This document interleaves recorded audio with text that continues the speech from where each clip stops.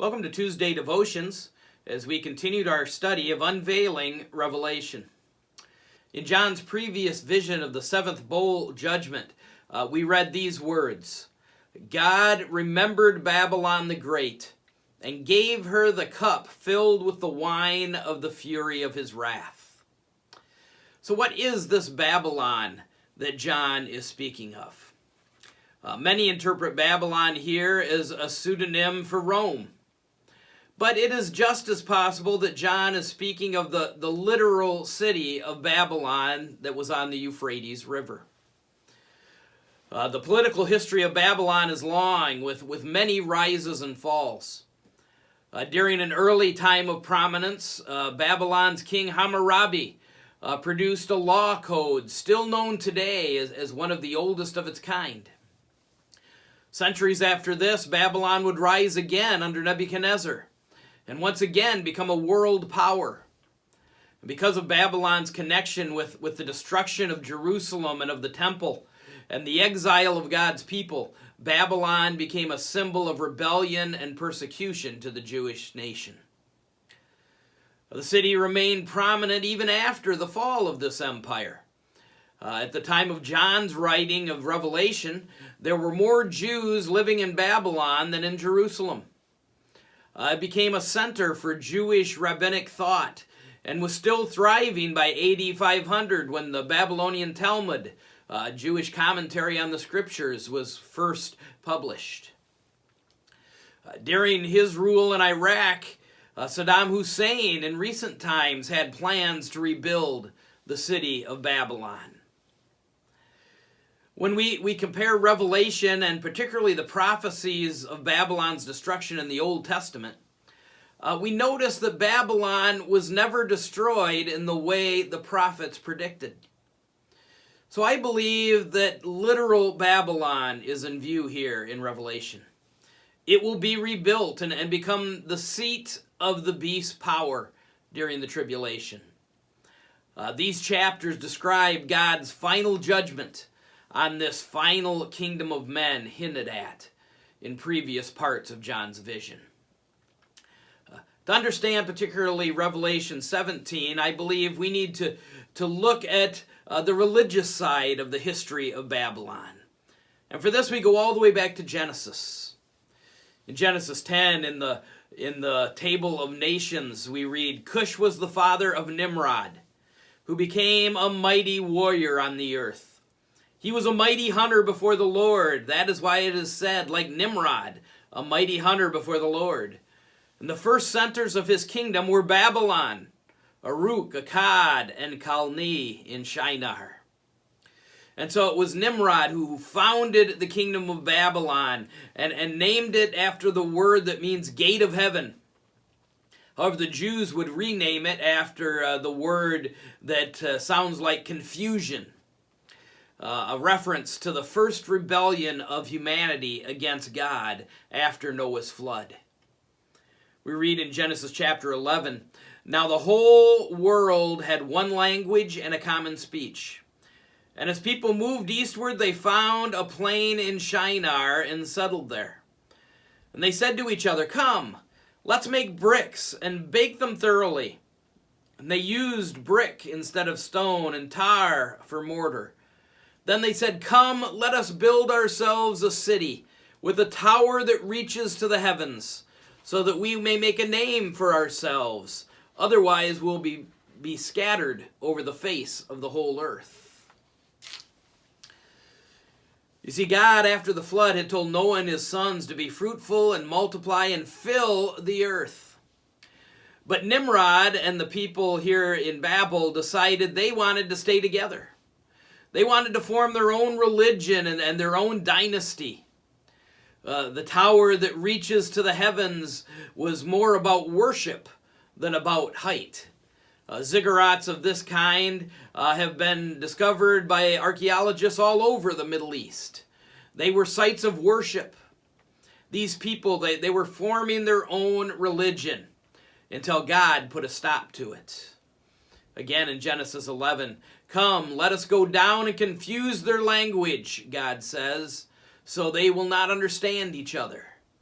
So the Lord scattered them from there over all the earth, and they stopped building the city. That is why it is called Babel, because the Lord confused the language of the whole world. From there the Lord scattered them over the face of the whole earth. The religious basis of Babylon's empire would continue from this point through history. Many ancient legends tell us that Nimrod, who founded Babylon, had a wife named Semiramis, and she founded the secret religious rites of the Babylonian mystery religions. Scripture condemns this false religion repeatedly. We are told that the consort of Semiramis' son, Tammuz, in this false religious system was Ishtar, sometimes called the Queen of Heaven. In Canaanite culture, she became Asherah, and these false deities became enmeshed in the distorted worship that Israel would adopt instead of the true worship of God. Later, the Greeks and the Romans adopted these gods and renamed them Diana and Artemis. And so thus we see that Babylon is the mother of all false religions. People are made for worship. And if they refuse to worship God, they will turn to whatever replacement suits their fancy. In Revelation 17 and 18, Babylon is revealed as a religious, political, and economic entity. All human governments are based on religious beliefs, if they admit it or not. Even atheism is a form of religious belief. It is really the worship of self. And Satan uses religion to turn people and governments away from the truth of God. It began in Babylon with the Tower of Babel. And now in these last days, the Revelation records, we see a one-world religion established by Satan and the beast to fulfill humanity's desire to worship. We have already been introduced to political Babylon with the rise of the beast in Revelation chapter 13. Here in the visions of Revelation 17 and 18, Babylon is described in two more ways, as a scarlet harlot and a smoldering city. Chapter 17, we're going to look at the scarlet harlot. John is about to receive more details about the destruction of Babylon mentioned in the seventh bowl judgment. And the image of a harlot or prostitute is a common symbol for religions and empires and people who reject the true God and follow their own religion and wants. Revelation 17. One of the seven angels who had the seven bowls came and said to me, "Come, I will show you the punishment of the great prostitute who sits by many waters." This image of a prostitute or harlot is used often in the prophets to describe godless, immoral, rebellious cities and people. In fact, it is most often used for Jerusalem itself, as God's people rebel against the Lord. It's also the perfect image because one common thread in pagan religion throughout history has been the temple prostitute. These priestesses served in these temples, and to have sex with them was considered an act of worship. This practice was particularly loathed by God and his faithful people. In the first 6 verses, we have a view of this harlot's character. Babylon, the city, literally sits by many waters. The Euphrates River flows through the city, and many canals and irrigation channels flowed around it. But later on here in Revelation 17, John will be told that the many waters here are also figurative and symbolic of the kingdoms of the world over which Babylon will rule. This chapter describes the religious aspect of Earth's final kingdom. During the first part of the tribulation, the beast will unite all the false religions and the apostate Christian church into one great world religion. And this religion will be characterized by several things.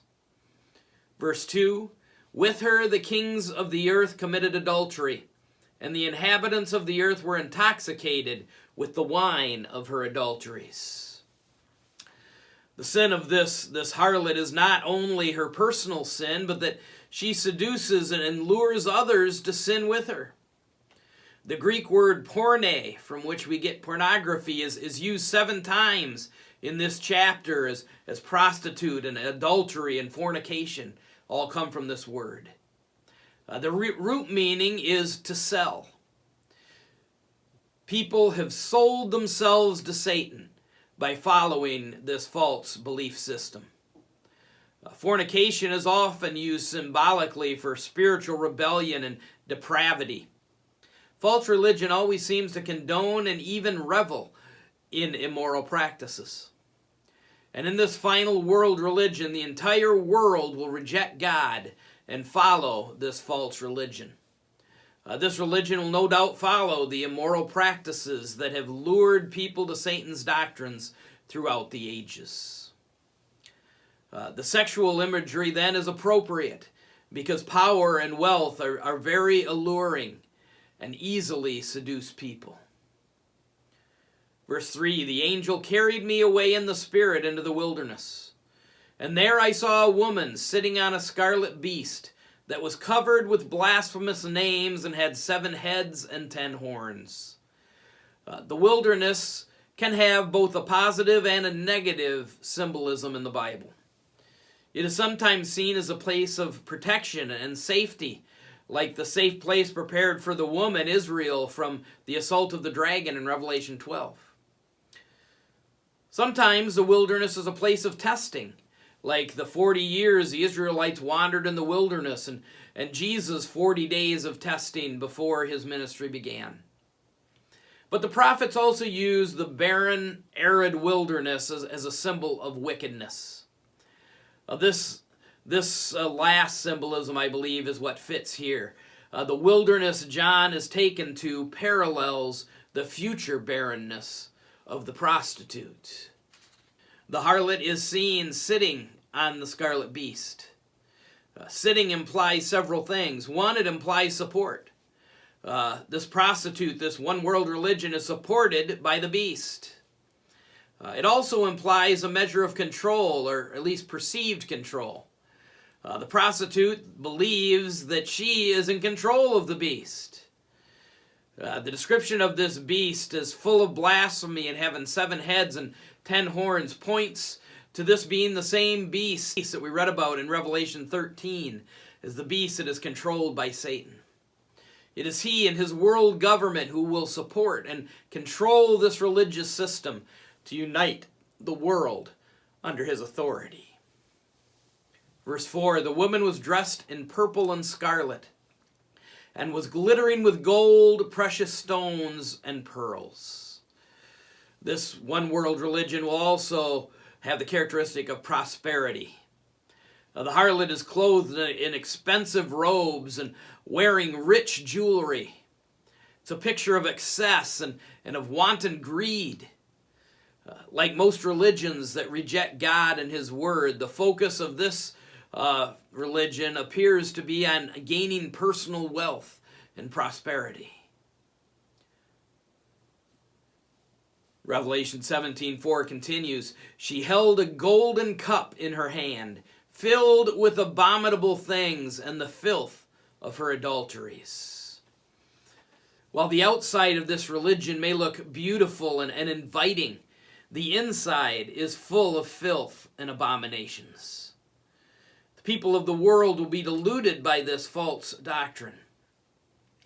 It is crazy for mankind to reject God after seeing his power and judgments, and yet that is exactly what they do. Revelation 17:5, the name written on her forehead was a mystery. Babylon the Great, the mother of prostitutes and of the abominations of the earth. I saw that the woman was drunk with the blood of God's holy people, the blood of those who bore testimony to Jesus. You see, there will be no true believers involved in this apostate one world church. In fact, the false religion will try to wipe out the true one. The intensity of this attack on the followers of Christ is shown by her being drunk with their blood. What should repulse any right-minded person is reveled in by this prostitute. She takes sadistic joy in martyring God's people. It is no wonder that the name of the Scarlet Harlot is Babylon the Great, the mother of harlots and of the abominations of the earth. The mystery being revealed by God here is the evil character of the beast's religious perversion. This final world religion is the culmination of all Satan's distortions of the truth and is supported by Satan's final world dictator and his evil kingdom. Revelation 17:6, John says, "When I saw her, I was greatly astonished." What astonished John?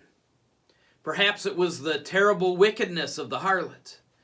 Or perhaps it was the fact that he was told, "Come, I will show you the punishment of the great prostitute." But so far, all he has seen is her allure and her persecution and murder of God's people. But the vision is not over. Thankfully for us, an angel now is going to interpret much of this vision for John. These verses give us a fast-paced view of Satan's influence throughout the ages, ending in his final empire ruled by his counterfeit Christ. Revelation 17:7, "Then the angel said to me, 'Why are you astonished? I will explain to you the mystery of the woman and the beast she rides, which has the 7 heads and 10 horns. The beast which you saw once was, now is not, and yet will come up out of the abyss and go to its destruction.'" So what is the beast that the Scarlet Harlot sits on? While many believe the beast is a picture of a revived Roman Empire, I believe it refers to that final world dictator, a future Führer, you might say, the one we often call the Antichrist. The angel repeats information that we have already heard about the beast. His title as the one who once was, now is not, and yet will come, reminds us once again of his counterfeit, of Jesus' resurrection, which will bring him the worship of the world. Once was describes his rise to power, and now is not describes his fatal wound that was healed in chapter 13. Yet will come up out of the abyss reveals that his quote-unquote resurrection is most likely a demonic or satanic possession. Thankfully, the angel leaves no doubt about his final destiny. He is not the world's savior. He comes from the pit of hell and will end up in the lake of fire. It is he who will set up this final world religion. Verse 8, "The inhabitants of the earth, whose names have not been written in the book of life from the creation of the world, will be astonished when they see the beast, because it once was, now is not, and yet will come." This repeats what we had already read in Revelation chapter 13, that the world will wonder and follow after the beast. However, the names written in the book of life, those who belong to God, those who are his children, they will not be deceived by the lies and seduction. Evil will always be a draw to those who do not belong to God. But for believers, we can avoid the lure of evil by keeping our eyes focused on Jesus. Verse 9, "This calls for a mind of wisdom. The 7 heads are 7 hills on which the woman sits. They are also 7 kings. 5 have fallen, 1 is, the other has not yet come. But when he does come, he must remain for only a little while. The beast who once was and now is not is an 8th king, who belongs to the 7 and is going to his destruction." The woman who was pictured sitting on many waters now is sitting on the 7 heads of this beast. These are identified as 7 hills and 7 kings. Again, many interpret this as the city of Rome, which is known as the city of 7 hills. And they identify the 7 kings as the Roman emperors. But one, there are many more than 7 emperors that reigned up until John's day. And 2, the word here is not hills, but mountains. In fact, this same Greek word is used 3 other times in Revelation, and each time there it is translated as mountain. And both of these images, that of mountains and that of kings, represent earthly empires. Mountains are often used as symbols of power and authority, and a prominent king sometimes represents an entire kingdom, as Nebuchadnezzar did in Daniel's vision of the statue in Daniel chapter 2. The history of Satan's false church has covered all of Earth's history. Here the Bible displays history from the perspective of God's people. Thus the kingdoms listed here may refer to Egypt, Assyria, Babylon, Persia, and Greece. These 5 empires were the great power in their day, and all persecuted God's people. By John's time, they had all fallen. The empire that now is would refer to Rome, who held John's world in its grasp. All these empires continued the history of Satan's attack on the true religion of God. The final 7th empire will be that of the tribulation period. As we will see in a moment, it will begin as a coalition of 10 nations, with Antichrist as one of the leaders. And that he will be the 8th king tells us that Antichrist will emerge as sole ruler of this world empire. Unlike the other empires that lasted for centuries, this final empire will be very short-lived, and the final destination of its ruler is assured. Verse 12, the 10 horns you saw are 10 kings, who have not yet received a kingdom, but who for 1 hour will receive authority as kings along with the beast. They have one purpose, and will give their power and authority to the beast. So what are these 10 horns? The horns on the beast represent the rulers of this coalition of 10 nations or 10 regions that will rule along with the beast. They appear to begin as equals with him, but will relinquish their power and give it to the beast, possibly after his quote-unquote resurrection in the middle of the tribulation. They are convinced of his power and authority and want to be on the winning side. Verse 14 says, they will wage war against the Lamb, but the Lamb will triumph over them because he is Lord of lords and King of kings. And with him will be his called, chosen, and faithful followers. Together, these 10 rulers and the beast will support the apostate church's war against Christ. They will continue this war even until Christ returns and defeats them all at Armageddon. Unlike these kings who merely play the beast's henchmen, those who return with the King of Kings are called, chosen, and faithful. If we belong to Christ, we are called. The Greek word translated as church is ekklesia, which literally means called out ones.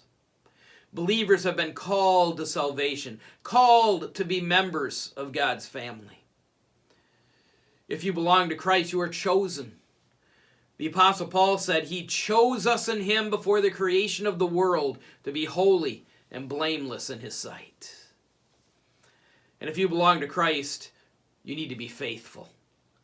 Believers are those who are loyal to Jesus, those to whom Christ can one day say, well done, good and faithful servant. You have been faithful with a few things. I will put you in charge of many things. Come and share your master's happiness. The final thing we see about this scarlet harlot is her destruction. Then the angel said to me, "The waters you saw where the prostitute sits are peoples, multitudes, nations, and languages. And the beast and the 10 horns you saw will hate the prostitute. They will bring her to ruin and leave her naked. They will eat her flesh and burn her with fire." And so this false religion will be betrayed by the very ones who set up and supported it. Possibly in the middle of the tribulation period, the beast and his henchmen will turn on the apostate church and utterly destroy it. The graphic description here of this destruction reminds us of the character of Satan.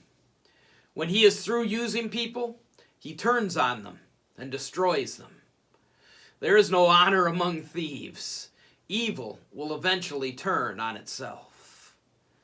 And with the destruction of this world church, Antichrist will now set himself up as God and demand the world to worship him. But notice verse 17. "For God has put it in their hearts to accomplish his purpose, by agreeing to hand over to the beast their royal authority until God's words are fulfilled." You see, while the beast and these kings do things of their own volition and for their own purposes, it is God who is really at work behind the scenes. The determination to unite against Christ and to follow the beast is part of God's plan to bring his justice to earth and to punish those who refuse his gift of salvation. Verse 18, "The woman you saw is the great city that rules over the kings of the earth." This verse leads us to the next facet of Babylon, the economic side that will end in a smoldering city. And we will look at this in our next lesson. But as we conclude today, I would like to talk briefly about the nature of evil. Nations and empires that live in rejection of God look like this harlot. They are full of idolatry. They worship anything other than God.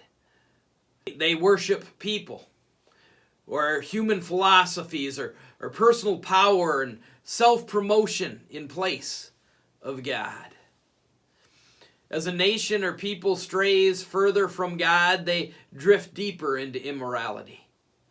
God's gift of sex between husband and wife to unite them as one flesh is distorted. What God created for good is used to gratify selfish desires and encourage others to join in their debauchery. We live in a me-first society. Life is all about pleasing ourselves and getting as much for ourselves as possible. We hear slogans like "have it your way" or "just do it," and they reveal the luxury and the selfishness that our society wants us to believe is the normal. When a society abandons God and his ways, they also turn against God's people. Persecution against God's people includes physical attacks as well as political and social pressure to abandon God's way and compromise with the world's views. We could all name empires through history that have sought power through manipulating people and their beliefs for their own advantage. Nazi Germany and Iraq under Saddam Hussein come to mind. But what about America? We do not like to think about it, but even in the United States, the 4 characteristics of the harlot from this chapter can be seen. Idolatry. What or who do we idolize? Is what or who we put on a pedestal honoring to God? In his commentary, J. Scott Duvall says, "Our culture is increasingly a place that celebrates the wrong things. Celebrity, sensuality, and so on. Like Babylon before us, we celebrate what Scripture often censors." How about immorality? Have we been so desensitized to the images of sex and depravity in our culture today that we virtually ignore them? Are we careful about what we watch, what we read, what we listen to, so as not to contaminate our minds with the world's filth? Luxury. Do we follow our culture's selfish desire for more? Is our life about what we get, or is it about what we can give? Is our focus on ourselves, or is it on reaching out to others? And what about persecution? What does our culture think about true Christians? Not those who are willing to compromise with the culture, but those who are willing to stand for God's truth in the face of a hostile society. How does our society today treat such people? Mitchell Reddish, in his commentary on Revelation, says this: in whatever form or guise Babylon and the beast manifest themselves, the task of the Christian is to resist them, not to be tempted or deceived by their allures. We have been called and chosen. Now we must remain faithful. Where do you stand?